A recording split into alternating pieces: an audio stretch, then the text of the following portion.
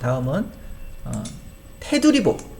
테두리보를 한번 살펴보겠습니다. 이건 퍼리메탈 빔 앤 가다라고 하죠. 테두리보. 테두리보는 말씀드렸지만 한쪽 방향에만, 그쵸? 한쪽 방향에만 슬라브가 있는 경우에요. 그렇기 때문에 보통 좀 건물로 보면 건물의 외곽을 형성시키는 보, 이게 이제 빔도 되고 걷어도 될 수 있겠죠. 외곽을 형성시키는 보들이 테두리보라고 할 수 있고요. 또는 내부에 있는 보인데도 한쪽 방향이 오픈이라, 그쵸? 오픈이라 슬라브가 쳐지지 않는 거 있죠. 그런 것도 보면 테두리보라고 할 수 있습니다. 그쵸? 그래서 테두리보의 정의는 다시 한번 한쪽만, 이거처럼 양쪽이 아니라 한쪽만 슬라브가 있고 한쪽에는 슬라브가 없는 경우를 얘기하고, 그리고 이 테두리보는 그러다 보니까 비틀림의 영향을 받는다. 그렇죠? 그래서 구조 기준에 의하면 그 비틀림의 크기에 따라서 비틀림에 대해서 고려를, 그러니까 작을 경우, 비틀림 모멘트가 작을 경우에는 비틀림에 대해서 무시를 하고 설계를 하라 이렇게 나오고, 근데 비틀림의 크기가 어느 정도 클 경우에는 비틀림을 고려해서, 그죠? 설계를 해라 이런 식으로 구조 설계 기준에서는 얘기하고 있고요. 그래서 이 테두리보는 일단은 폐쇄형 스트럽을 써야 됩니다. 그쵸? 폐쇄형 스트럽을 써야 되는 게, 개방형 스트럽을, 그쵸? 쓰면 안 되는 거죠. 결국은 개방형 스트럽을 쓰면 안 되는 거예요. 폐쇄형 스트럽을 써야 된다는 거, 이거 반드시 기억해야 되시고, 그런데 폐쇄형 스트럽을 어떻게 된다? 전 구간에 써야 된다. 그죠? 폐쇄형 스트럽은 전 구간에 다, 그죠? 써야 된다. 단부뿐만 아니라 중앙부도 다 써야 된다고 하는 거고요. 그 다음에 여기 보면 전 다른 거는, 여기 보면 같은 거는 앞에 내부부와 같은 그 정모멘트 철근의 정착, 그 다음에 분모멘트 철근 정착 다 적용을 해야 됩니다. 적용을 해야 되고, 여기 보면 또 하나 구조 일체성 요구 조건에 보면 또 이런 내용이 있습니다. 받침부 부철근의 상부철근이죠. 6분의 1, 그리고 경관 중앙부 정철근의, 그죠? 정철근의 4분의 1 이상의 는 전 경관에 걸쳐서 배치된다. 연속돼야 된다는 얘기죠. 그쵸? 이게 요구 조건이 있어요. 이런 요구 조건이. 그러다 보니까 어떻게 한다? 여기 보면 여기 클라우드 마크 쳐놓은 거 있으시죠? 그러니까 경관 중앙부 상부 철근. 여기 상부죠. 상부는 아까 압축부니까 압축 철근 이음만 해도 됐었죠. 경우에 따라. 근데 여기는 뭐요? 예, 여기 B급 인장. 연속도는 B급 인장 철근을 해야 된다는 겁니다. 자, 요게 이제 달라진 거죠. 그렇죠? 그리고 여기도 반드시 인장 철근 정착. 그리고 여기는 계속 똑같죠. 계속 똑같아요. 연속도는 B급 인장 철근 이음. 그러니까 결국은 테두리보는, 그렇죠? 어디든 다, 그렇죠? B급 인장 철근 이음을 하거나 인장 철근 정착을 하거나 그래야 된다는 거죠. 불리한 조건으로 보는 거죠. 그렇죠? 불리한 조건으로.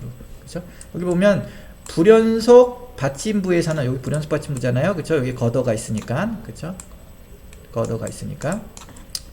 에서는 이들 철근이 받침부 면에서 항복 강도를 발휘할 수 있도록 표준 갈고리로 정착되어야 한다. 그렇죠? 그다음에 여기 상단 철근의 이음은 경관 중앙부, 여기 경관 중앙부잖아요. 경관 중앙부, 그다음에 그 하부 철근의 이음, 여기 하부 철근의 부분에서 다 B급 인장 겹친 이음을 한다. 그렇죠? 이게 이제 달라진 거죠. 앞에서, 그렇죠? 그 내부 보에 비해서, 그렇죠? 빔임에도 불구하고, 그렇죠? 빔임에도 불구하고 다 폐쇄형 스트럽을 테두리보라는 이유로, 그렇죠? 비틀림을 받을 수 있다는 이유로 다 폐쇄형 스트럽을 전 구간에 대해서 다 해야 되고, 그렇죠? 모든, 그렇죠? 곳에서 다 인장철근 장착이나 인장철근 B급 인장철근 이음을 해야 된다는 게, 그렇죠? 달라진 겁니다. 그렇죠? 그리고 여기서 또 보면, 또 아까 설명을 안 했는데, 여기 보면 이것도 보면 단부 전단 보강근보다 중앙부가 이렇게 넓은 거 보니까 이거 등분 화중을 받는 거네요. 그렇죠? 등분 화중을 받는 거고, 근데 여기 또 내단부가 조금 크죠. 그렇죠? 150 간격이고 200 간격. 당연하죠. 여기는, 그렇죠? 뭐 휘 모멘트가 크니까 그쵸? 전단력이 여기가 세다 그랬죠 여기보다. 그래서 보통 실용해법으로는 몇 퍼센트 여기보다 여기는 그냥 2분의 오메가 L 등분하죠. 이거 설계하고 여기는 2분의 오메가 L에 1.15인가요? 를 더 곱해서 키워서 설계를 해라 이런 기준들도 있습니다. 실용해법에 해법상의 문제고요. 그 다음에 예, 또 테두리보 중에서 요번에는 거더인데 이 거더는 폐쇄형 스트럽 뭐 당연히 해야 되고요. 그렇죠? 마찬가지로 테두리보는 무조건 폐쇄형 스트럽입니다. 전 구간 걸쳐서 그 다음에 이게 거더가 비횡지지 보든 그리고 지진하중이나 스피나중을 견디는 보통 모멘트 골조든 똑같습니다. 이거는 그렇죠? 테두리보라는 이유만으로 그렇죠? 그래서 여기도 마찬가지로 나머지 그 앞에서 설명한 내부부와 같이 정모멘트 철근의 정착, 부모멘트 철근의 정착, 그 다음에 구조 일체성의 요구 조건 이런 거 다 만족을 해야 됩니다. 그쵸? 다 만족을 해야 되고 그래서 모든 구간에 다 연속이거나 B급 인장 이음 그 다음에 압축부에도 불구하고 다 인장철근 정착이나 연속 또는 B급 인장철근 이음을 해야 된다는 게 그쵸? 살펴볼 필요가 있습니다. 예. 그 다음에 요번엔 스트럽, 폐쇄형 스트럽. 이거는 뭐, 테두리 보니까, 그쵸? 무조건 크로스 스트럽, 폐쇄형 스트럽을 해야 된다는 거. 그쵸? 그리고 전 구간에 걸쳐서. 그쵸? 전 구간이 폐쇄형 스트럽을 해야 되는 거고, 그래서 폐쇄형 스트럽은 이런 타입이 있다. 근데 여기서 주의해 보시면, 여기서, 아까 틀린 건, 이거는 한 방향에만 뭐가 있죠? 슬라브가 있죠? 그렇기 때문에 이쪽 부위에서는 슬라브가 없는 쪽에서는 135도 갈고리를 해야 됩니다. 이거 그쵸? 135도 갈고리 했죠? 양쪽 유바나 그쵸? 덮개철근이나 다 했죠? 여기도 그쵸? 근데 안쪽은 안 해도 돼요. 슬라브가 있는 쪽은 안 해도 되는데 슬라브가 없는 쪽 그쵸? 없는 쪽은 유바나 덮개철근이나 다 뭐죠? 135도 갈고리를 해야 된다는 거. 이거 주의하기. 그렇지 않으면요, 90도 갈고리 하잖아요. 그럼 여기서 이렇게 깨집니다. 깨져나갈 수 있어요. 그쵸? 여기서 구속력을 꽉 잡아주려고, 그거만, 그쵸? 주의하시면 돼요. 그리고 또 주의하실 게, 여기 보면 스트럽의 시작점은 여기 기둥의 페이스면부터, 어떻게 보면, 또는 거더의 그 페이스면부터, 빔인 경우, 여기 50mm 떨어져서 시작하시면 됩니다. 50mm 떨어져서 그죠? 배금대로 이렇게 배근을 하시면 여기 다 50mm 그죠? 그리고 뭐 어떤 책에서는 요 철근 간격이 S라고 하면 2분의 S 그죠? 2분의 S라고 한 책도 있습니다. 2분의 S라고 책도 있는데 그거는 근데 뭐 2분의 S라고 뭐 해도 뭐 어떻게 보면 틀린 건 아니죠. 그런데 앞으로 배울 중간 모멘트 골조 있잖아요. 중간 모멘트 골조에서는 50mm, 그쵸? 50mm부터 시작하라는 거 규정이 있어요. 그쵸? 근데 지금 오늘 살펴보시는 일반 그쵸? 빔이나 뭐 중간 보통 모멘트 골조까지 그런 거는 사실은 없어요. 그렇기 때문에 그거는 2분의 S부터 시작해도 되는데 그래서 뭐 일단은 50mm라고 예, 이렇게 생각하시는 게 좋을 것 같습니다. 중간 모멘트 골조를 기준으로. 그래서 보면 요것도 전단철근에 간격 제한이 있어요. 간격 제한이 있고 한번 살펴볼까요? 부재축의 직각으로 배치된 전단철근의 간격은 그쵸? 철근 콘크리트 부재를 기억하는 2분의 D 유효 깊이의 2분의 D 이하. 그 다음에 뭐 프리스트레스 콘크리트의 경우에는 0.75H 이하여야 하고 그리고 어느 경우이든 600mm 이하로 해야 된다. 그쵸? 아까 앞에서 잠깐 살펴봤고요. 그 다음에 또 이런 내용이 있습니다. 경사 스트럽도 있어요. 경사 스트럽. 이게 보면 여기 4인장 크랙이라고 해서 이렇게 4인장 크랙들이 당부에서 발생을 하거든요. 이런 방향으로. 그럼 요거를 가로지르는 그쵸? 가로지르는 철근이 어떻게 보면 전단 철근이라고 볼 수 있는데 여기 수직 전단 철근도 이렇게 가로지르잖아요. 그런데 이렇게 굽힌 철근, 주철근 중에서 경우에 따라서 뭐 벤트바 같은 경우 이렇게 해서 이렇게 굽혀서 요렇게 가잖아요. 요것도 이렇게 보면 4인장 크랙을 그쵸? 지나갈 수 있죠. 그래서 요런 거를 이제 구핀철근, 주철근인데 구핀철근도 4인장 전단 보강 철근으로서 역할을 하고요. 그쵸? 그 다음에 여기 4인장 철근으로 크로스 지나가는 요 방향의 철근들이, 그쵸? 이렇게 요거를 경사 스트럽이라고 하는데, 요 경사 스트럽도 전단 보강 역할을 합니다. 그래서 경사 스트럽과 주철근의 구피철근은, 그쵸? 부재의 중간 높이인 2분의 D에서, 중간 높이 반 2분의 D에서 반곡점, 반력점 방향으로 주인장 철근까지 연장된 45도 선과 한 번 이상 교차하도록 배치하여야 한다. 이런 것도 있어요. 근데 경사 스트럭과 굽힌 철근에 대한 건 잘 쓰지는 않습니다. 근데 이제 경사 스트럭 같은 경우는 45도 이상 돼야 된다는 걸 좀 체크를 해주시면 좋고요. 그 다음에 여기 뭐 철근의 공칭 전단 강도가, 그쵸? 아까 보통 이제 콘크리트가 받을 수 있는, 콘크리트 자체만 바꿀 수 있는 공칭 전단 강도가 있습니다. 이거는 보면 수식으로는 파이 VC라고 표현하는데, 이거는 파이 어떻게 되죠? 6분의 1 루트 FCK 곱하기 B 곱하기 D 뭐 이렇게 나오거든요. 그게 6분의 1이잖아요. 그래서 6분의 1이 2배, 2배가 그쵸? 요거죠. 6분의 1이가 요 2배. 이게 이제 콘크리트 공칭 전단 강도의 2배가 되는데, 요거를 초과할 경우에는, 그쵸? 요 2분의 D가 아니라 얼마죠? 4분의 D, 그쵸? 4분의 D 이하로 적어도 감아야 되고, 그 다음에 600mm가 아니라, 그쵸? 300mm 이하로 감아야 되고, 그쵸? 이건 앞에서 잠깐 살펴봤죠? 그런 또 기준상의 제한이 있고요. 그 다음에 또, 스트럽이 잠깐 나왔는데, 누가 또 물어보죠? Q&A 할 때 가면, 유형 스트럽을 이렇게 U자로 감을 게 아니라 0U자로 감으면 어떻습니까? 라는 거예요. 이렇게.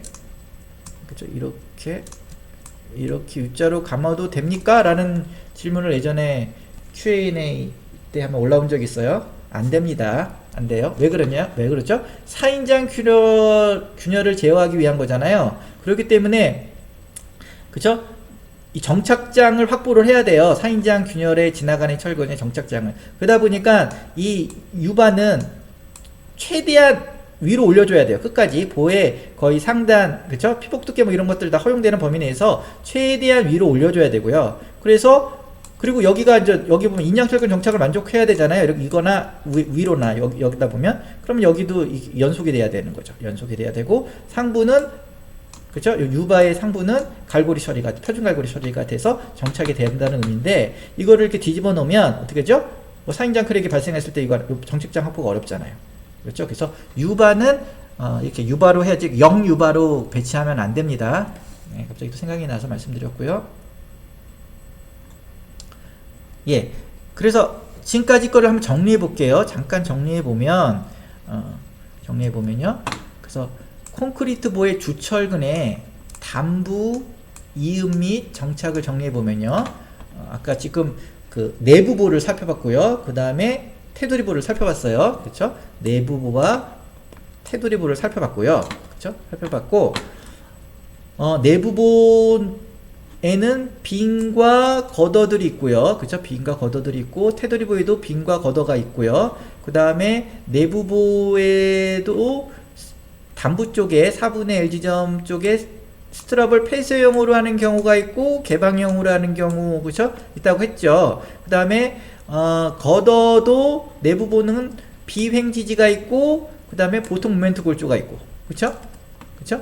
있고, 테두리보도 빔도 있고, 걷어인 경우 비횡지지 걷어가 있고, 보통 모멘트 골조인 걷어가 있고. 근데 테두리보는 다 폐쇄형으로 스트럽을 만들어야 되고, 그쵸? 그러면 결국은 대부분의 경우는 내단부는, 그쵸? 내단부부터요. 내단부의 하부철근이, 내단부는, 상부철근은 인장철근이잖아요. 그쵸? 인장철근이니까 인장철근 이음 및 정착 및 해야 돼요. 그래서 연속으로 하거나 인장철근 이음을 해야 되는 건, 이거는 역학적으로 당연한 거고요. 그쵸? 근데 하부철근은 압축철근임에도 불구하고 어떻게 한다? 예, B급 인장철근 이음을 해야 된다는 거 이거 중요한 거죠. 공통사항입니다. 모든 빔에 내단부의 하부 철근은 B급 인장 철근 이음을 한다. 그쵸? 이거는 구조 일체성의 요구 조건에 따라서.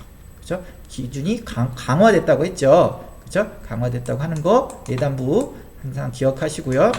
그 다음에 대부분의 경우에는 여기서부터 저 밑에까지 대부분의 경우에는 상부 철근은 다 인장 철근 이음하는 거 맞아요. 그쵸? 상부 철근은 마찬가지로 외단부도 다 그 뭐라 그러죠? 인장 철근이니까. 그래서 인장 철근 정착을 상부 철근은 다 합니다. 그쵸? 여기도 다 합니다. 그런데 하부가 문제죠. 하부가. 그쵸? 하부는 나머지는 다 그쵸? 인장 철근 정착해요. 다 여기 보면 그쵸? 다 인장 철근 정착하는데 안 해도 되는 경우가 딱 두 군데 있었어요. 이게 뭐냐면 그 내부보 중에서 폐쇄형 빔인 경우, 그쵸? 폐쇄형 빔인 경우 어떻게 하죠? 150 핀으로 설계를 하기 때문에, 할 수 있기 때문에 150mm만, 그쵸? 꾹 찔러서 정착하면 된다. 그쵸? 그리고 또 하나는 내부보에 폐쇄형 스트럽을 사용할 경우 비횡지지 걷어인 경우 하부는 어떻게 한다? 압축 철근 정착만 하면 된다. 기준상. 그쵸? 요거를 앞에서 계속 설명을 드렸는데 여러분들이 이제 그 뭐죠? 정리가 필요하잖아요. 그래서 정리가 필요하니까 한번 그 정리를 해봤습니다. 그래서 요거 한번 그 앞에 설명했던 거와 비교를 해서 한번 정리해 보시고요. 가장 불리한 조건은 뭡니까? 어떻게 보면 다 가장 불리한 조건. 그리고 대다수를 차지하는 거. 그냥 인장철근 정착, 온통, 그쵸? 다 인장철근 정착하고, 그쵸? 다 인장철근 정착하고, 인장철근, B급 인장철근 이음을 하면 그냥 다 들어와요, 그쵸? 다 들어오죠. 그쵸? 다 들어와요. 그런데, 요런 경우, 그쵸? 안 할 수 있는 경우도 있다는 거를, 그쵸? 알고, 있으면 좋겠습니다. 그래서 요거는 한번 정리를 해 보시고요. 그리고 참고로 내부보도 이렇게 많은 타입이 있고 테두리보도 이런 많은 타입이 있잖아요. 지금 보통 모멘트 골조까지만 했음에도 불구하고 앞으로 할 중간 모멘트 골조와 특수 모멘트 골조는 지금 제외하고도 그쵸 이렇게 있었는데 그럼 몇 가지 타입입니까? 하나, 둘, 셋, 넷, 다섯, 여섯, 일곱, 여덟. 그쵸? 거의 8개의 타입이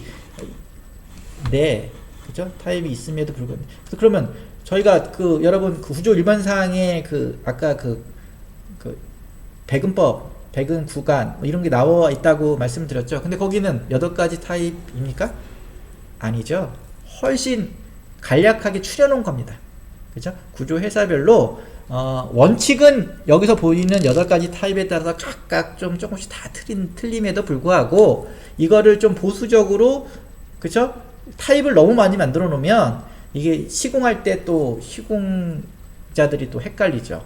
그렇죠? 너무 종류가 많으면. 그렇기 때문에 이거를 이렇게 추려놓은 겁니다. 추려놓고 정리해놓고 그 나름대로 구조 회사별, 구조 엔지니어 회사별로 구조 설계의 스타일에 따라서 조금씩 달리 변경을 한 겁니다. 그렇죠? 그렇기 때문에 다른 거다는 거죠. 다른 거고 틀린 게 아니라는 거죠. 그런데 구조 기준에 의해서 살펴보면 이렇게 좀 그죠? 다양하고 복잡하다. 그쵸? 그래서 알고는 계시고 실제 적용할 때는 또 그쵸? 요거 이대로 적용하는 얘기가 아니죠. 이거를 근거로 수정 보완하고 때로는 그룹핑해서 쓰셔야 된다는 얘기 계속 강조하고 있습니다. 예. 다음은 스트럽에서 살펴보겠습니다. 스트럽 마지막이 될 것 같네요. 스트럽 그 기준 한번 살펴볼게요. 복부 철근의 정착이라고 해서 이것도 앞에서 철근의 정착 시간에서 얘기 안 했습니다. 그때도 너무 많은 얘기를 하게 되면 헷갈리잖아요. 그죠? 예, 그렇기 때문에 그때는 잠시 이제 생략하고 이 시간대 얘기를 하려고 했는데 한번 그냥 좀 지루하더라도 살펴보겠습니다. 어떤 내용이 있는지 또 강의를 들으시는 분 중에서는 또 구조 설계를 하시는 또 전문가들도 있기 때문에 이번 기회에 한번 정리를 해보면 좋을 것 같아서 한번 기준 한번 읽어볼게요.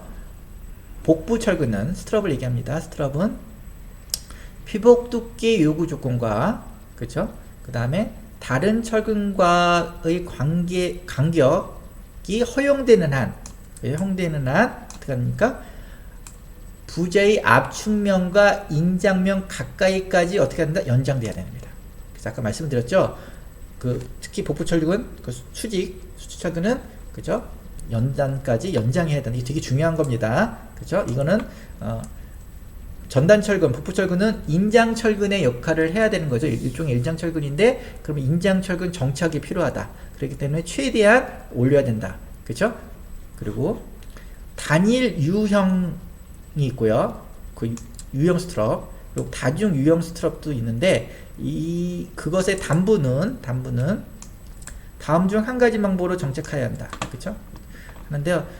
보통 1번 16mm 이하 철근 또는 지름이 16mm 이하에는 철선으로 종방향 철근을 둘러싸는 표준 갈고리로 정착해야 한다. 제가 갈고리로 철근을 감싸야 된다고 말씀드렸죠. 그죠? 개방형 스트럽임에도 불구하고 상부 철근에서 어떻게 한다? 감싸야 돼요. 근데 표준 갈고리로 감싸야 되는데, 이건 90도 표준 갈고리와 135도 표준 갈고리가 있다고 말씀드렸습니다. 그리고 FI 설계 기준 항복 강도가 300MPa 이상인, 그쵸? 이상인 19mm, D19, D22, D25 스트럽은 종방향 철근을 감싸는 표준 갈고리 외에 추가로 부재의 중간 위치에서 갈고리 단부의 바깥까지 수식이 나오네요. 또 0.71 dB 철근의 직경, FI 철근 항복 강도 나누기 콘크리트 루트 FCK 콘크리트 강도요. 이상의 묻힌 강도를 정착해야 한다. 이렇게 이런 게 또 있고요. 근데 이렇게 굵은 직경의 철근들은 또 이렇게 많이 안 쓰죠. 사실은. 그리고 단일 유형 스트럽 또는 다중 유형 스트럽의 양 정착단 사이의 연속 구간 내에 굽혀진 부분은 종방향 철근을 둘러싸야 된다. 말씀드렸고요. 그 다음에 전단 철근으로 사용하기 위하여 굽혀진 종방향 주철근이 아까 제가 벤트바, 그쵸? 또 전단 철근 역할을 한다 그랬죠? 인장 구역으로 연장되는 경우에 종방향 주철근과 연속되어야 하고, 압축 구간으로 연장되는 경우는, 그쵸? 이런 KDS 14202의 식 4.3-5를 만족시키는 응력 FYT를 사용하여 보의 중간 깊이 4분의 D를 지나서 4.1.2의 기준에 따라 계산된 정착 길이만큼을 확보한다. 그쵸? 이거는 아까 벤트바인데 거의 사용 안 한다 그랬죠. 요즘 때는. 그죠? 커트바 사용한다 그러니까. 근데 혹시나 사용할 일이 있으면 이런 거를 만족을 해야 된다는 얘기고요. 잠깐 그냥 보시면 되고요. 그 다음에 폐쇄형으로 배치된 한 쌍의 유형 스트럽. 그쵸? 폐쇄형으로 그러면 이거는 유형 스트럽의 위에 덮개 철근. 그쵸? 캡타이를 쓴다는 거죠. 또는 띠철근은 겹치 미음 길이가 1.3 LD 이상일 때 적절하게 이어진 것으로 볼 수 있다. 이거는 뒤에 나오겠지만 보춤이 큰 경우에는, 그쵸? 보춤이 큰 경우에는 이렇게 유발을 하나 설치를 하고요. 그 다음에 여기 또 이렇게, 그쵸? 유발을 두 가닥으로, 그래서 복부 쪽에서 겹치게끔 이렇게 할 수도 있다 그랬잖아요. 그쵸? 예전에 또 한번 설명드렸지만, 그래서 여기가 겹침 이은 길이가 1.3 LD 인장철근 정착 길이의 1.3배를 만족하면 이것도, 그쵸? 스트럽으로 인정한다는 거죠. 그쵸? 볼 수 있고, 그 다음에 보의 깊이가 450mm 이상인 경우에는, 그쵸? 이상인 부재에서 스트럽의 가닥들이 부재의 전 깊이까지 연장된다면 폐쇄형 스트럽의 이음으로 적합한 것을 볼 수 있다. 그러니까 이게 보춤이 450밖에 안 되면, 그쵸? 이거를 이렇게 끝까지 이으고, 이것도 끝까지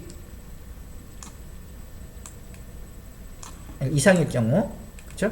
이상일 경우 이게 보충이. 이렇게 하면 그냥 그죠? 폐쇄형 스트럽 이용으로 적절하다고 볼 수 있다라는 기준도 있습니다. 그죠? 450 이상일 경우. 근데 이제 많이 기르면 요거만 확보하면 되죠. 요 길이만. 그죠?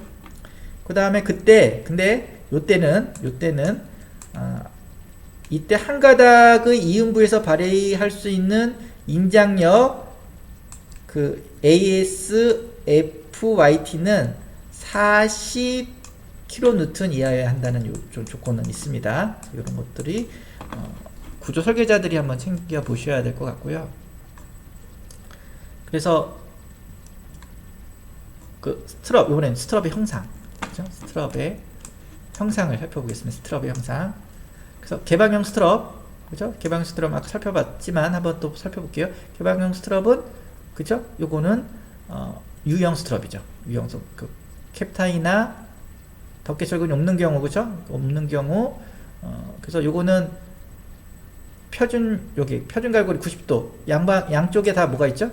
슬라브가 있으니까 요거는 90도만 해도 되죠. 근데 90도 표준 갈고리 해야 되는데 이거는 기준에 의해서 16mm 이하는 6dB, 그쵸? 표준 갈고리 90도, 그리고 19mm 이상은 12dB, 그쵸? 예전에 철근 가공할 때, 그쵸? 배웠습니다. 설명드렸고, 이렇게 안쪽으로 이렇게 해도 되고, 바깥쪽으로, 그쵸? 바깥쪽으로 이렇게 해도 되죠. 근데, 그러면, 갈고리가 철근을 감싸야 되기 때문에 철근은 바깥쪽에 있어야 되는 거죠. 주철근은, 그쵸? 이런 거. 마찬가지로, 갈고리는 마찬가지고요. 그 다음에, 아까, 더블로, 그쵸? 이렇게 U자로 하고 여기서도 또 U자로 한 거, 그쵸? 아까 기존에 뭐죠? 다중 유형바라고 표현했나요? 마찬가지로 이렇게도 해도 된다는 거. 그리고 폐쇄형 스트럽은 테두리보, 그쵸? 테두리보에는 한쪽 방향만 슬라브가 있는 경우에는 반드시, 그쵸? 유형 스트럽을, 폐쇄형 스트럽을 해야 되는 거죠, 그쵸? 여기 보면 한쪽에 슬라브가 있는 경우, 그러니까 비틀림 응력이 발생하는, 그쵸?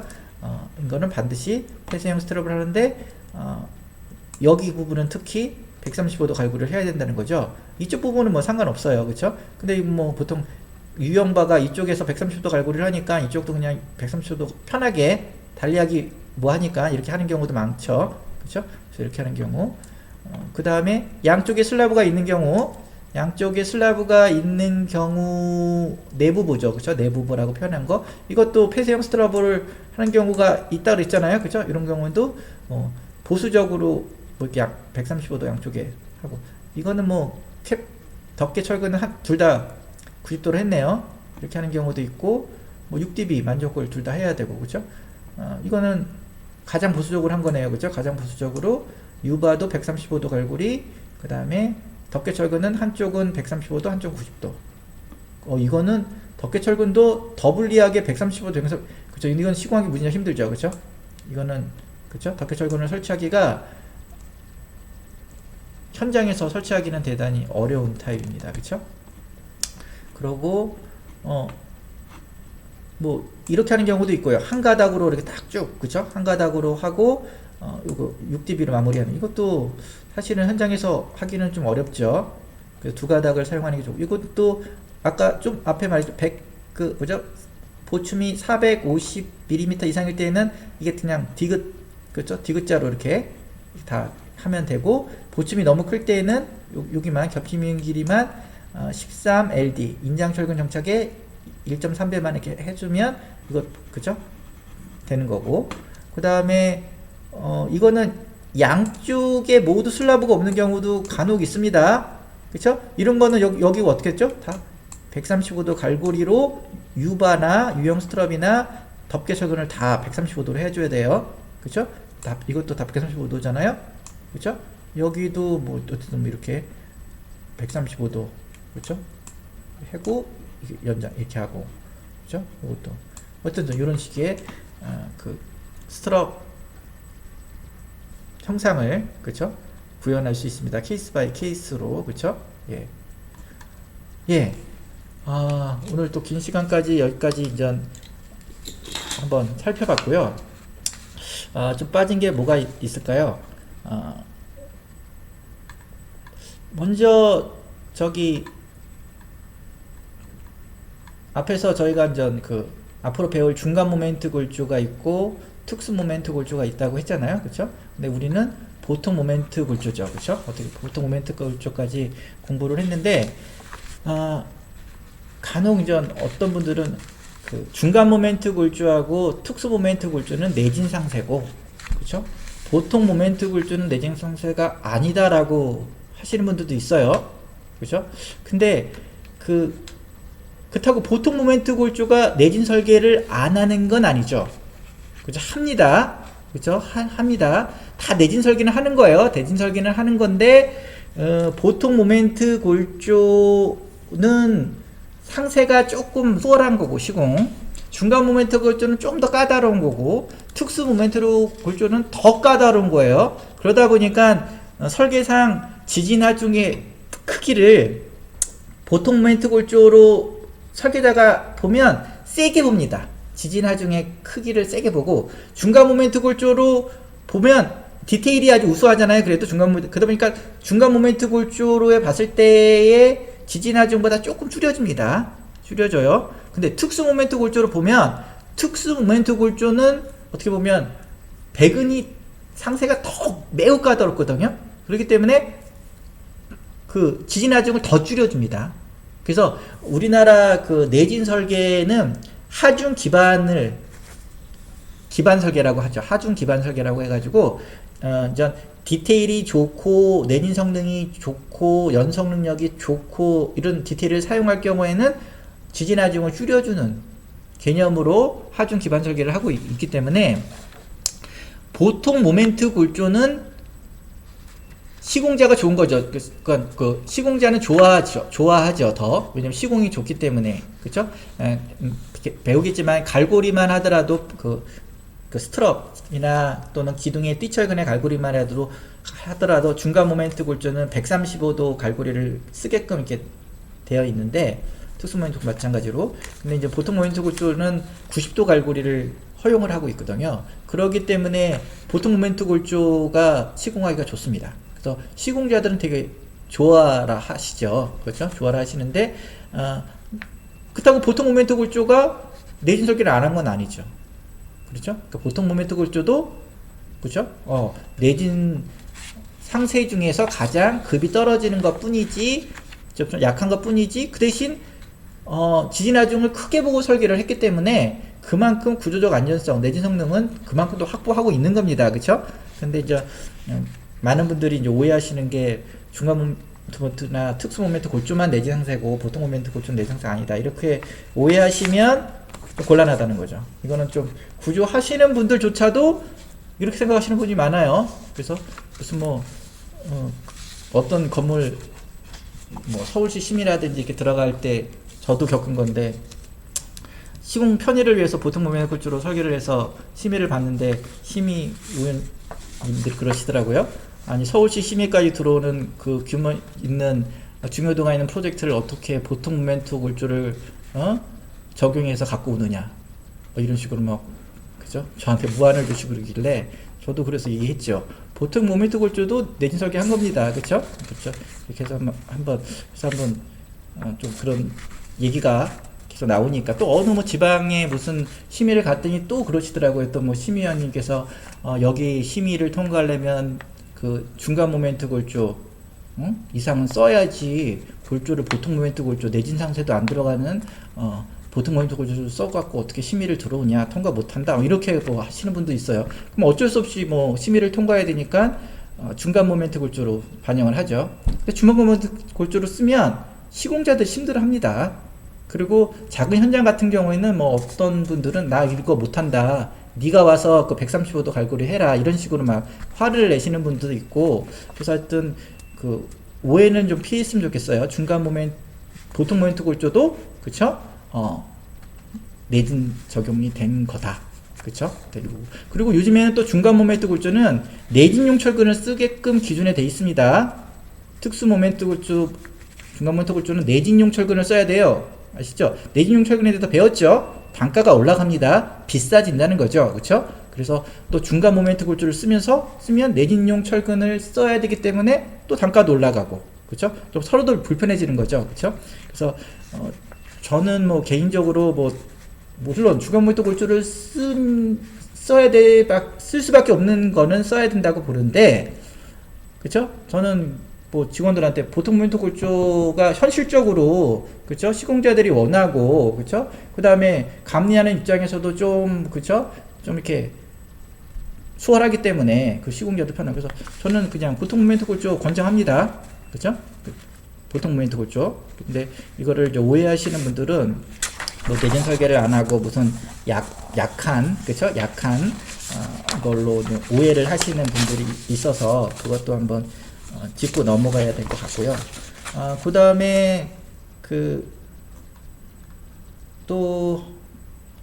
제가 아까 빔에서, 그쵸? 빔은 겉어에 정착될 때, 그랬죠? 불연속 담보로 해서 핀으로 설계를 많이 한다, 그쵸? 이런 말씀을 드린 적이 있는데, 경우에 따라서 겉어도 그 외곽부에 있는 기둥에 붙을 때 핀으로 설계를 하는 경우도 있습니다. 핀으로 이 고정 역할을 안 하겠고, 왜냐면 간혹 그 큰 보에 비해서 기둥이 되게 작은 경우가 있어요.